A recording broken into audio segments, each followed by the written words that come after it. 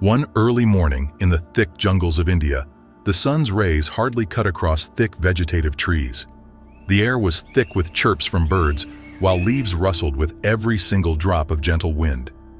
Deep in that jungle, only one tiger was a loner, and its stripes perfectly blended with the dappled rays of sunlight through the forest floor. Her name was Jen, a grand Bengal tiger, highly known to the people for her striking looks and ferocity. But today, something seemed out of place. Today, Jen was not prowling confidently. She limped in obvious pain and discomfort, and her mighty roars echoed through the jungle with an unmistakable note of desperation. Jen had been injured. It had fallen into a poacher's snare, cunningly hidden amongst the leaves. A thick wire had wrapped itself around her hind leg and dug deep into the flesh with every jerky movement that she made. Her beautiful orange and black fur was stained with blood, and this was excruciatingly painful. With each step she took, her body jolted with new agonies. This would have been a poignant sight to behold, of a powerful predator brought low by human cruelty. She had wrestled for several hours in the snare with her strength waning, as the wire clutched deeper with each desperate pull. Her roars, once a symbol of dominance, were now cries for help through the jungle. In the next village, Max, who is a local animal conservationist, was enjoying his morning routine when he heard those distressing roars. Max had spent many years protecting tigers in this area, but he had never heard any cry like this before, so full of pain and fear. He didn't waste 1 second, but clutched his rucksack, filled it with first aid materials, and moved in the direction of the sound. He probably knew. No, wait. He definitely knew every inch of this jungle, knew the risks too, but deeply knew that each second counted here. A trapped tiger might not last long under those conditions. Infection, loss of blood, and even other predators could make a bad situation fatal. Of course, Max was no stranger to this. He had seen tigers at close range many times, but every time there was a fragile dance of mutual respect and caution. These, after all, were wild animals, unpredictable, powerful. But in Jen's cries, something reached out and shoved him to hurry even more, his heart racing while he made his way through the underbrush, her roars leading him like a beacon. This wasn't about a tiger.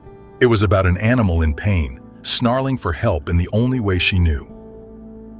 Finally, Max arrived on the scene. What he saw made him freeze in his tracks. There, less than 30 feet away, was Jen, struggling to untangle herself from the snare. Her eyes clouded with pain and fear.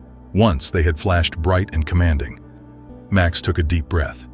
He knew he had to hurry, yet he also knew how dangerous it would be. A wounded animal is dangerous, but a tiger is even more so.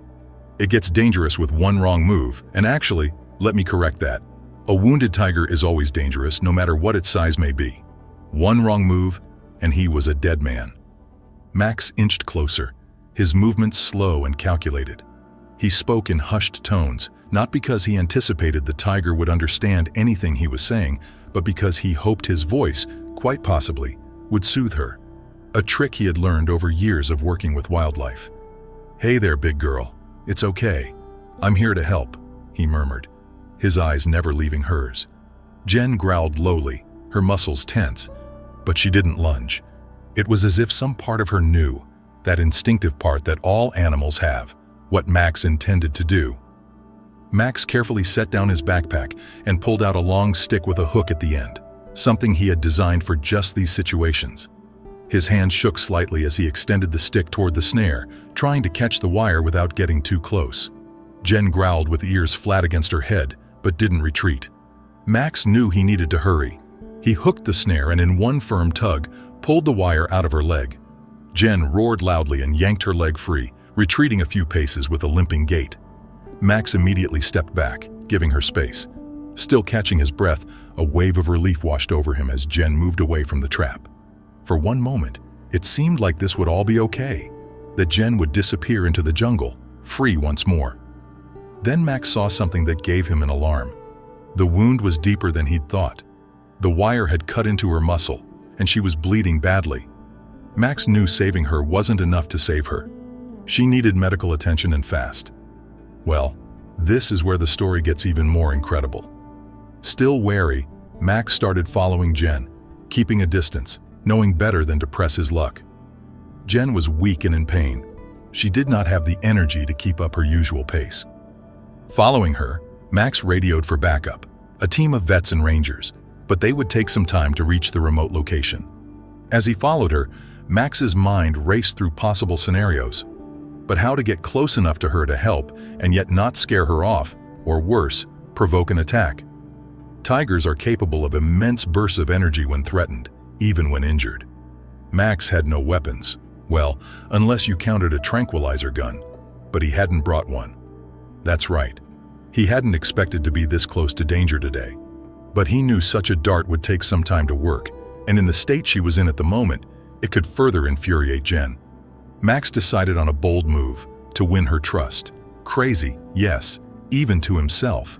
But he also knew the only way to help Jen was to get close. For the next hour, Max did something that could only be described as a miracle. He began to imitate Jen's movements, crouching when she crouched and moving when she moved. Keeping his distance, he let her know that he was there, yet not a threat. Amazingly, Jen seemed to accept his presence. Perhaps it was the pain that made her less aggressive, or maybe some understanding that this little Max was not a danger. She didn't run him off, but let him follow her, her tail flicking occasionally as she limped through the jungle. Max, being watchful not to drop his guard, used this time to examine her wound. It was bad, but with the right care, she would be able to recover. At last, the backup arrived.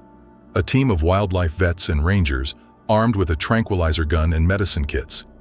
They generated a plan in very little time, factoring in Max's instructions regarding the way they could approach Jen without running her into a panic. They loaded a tranquilizer dart and shot Jen, catching her along her flank with a gentle tap. She snarled once, with all the ferocity she could muster one last time. But then the sedative took its course, and she lay down, her breathing slowing. The team now moved with speed, dressing the wound with antibiotics and stitching it carefully.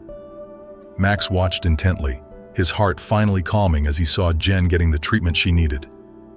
They did this in record time, knowing they had just a small window of time before tranquilizers started to wear off.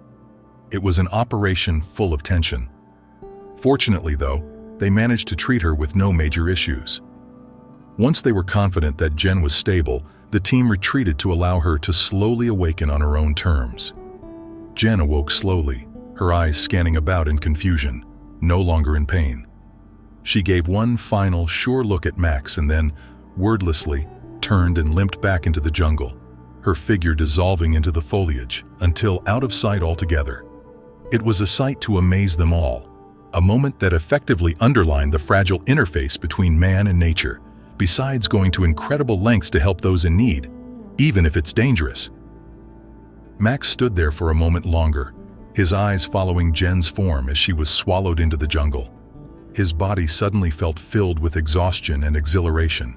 He knew today that he had done something truly extraordinary. It wasn't just saving a tiger, it was more about repairing the gap between fear and understanding, seeing the worth in every life, however wild.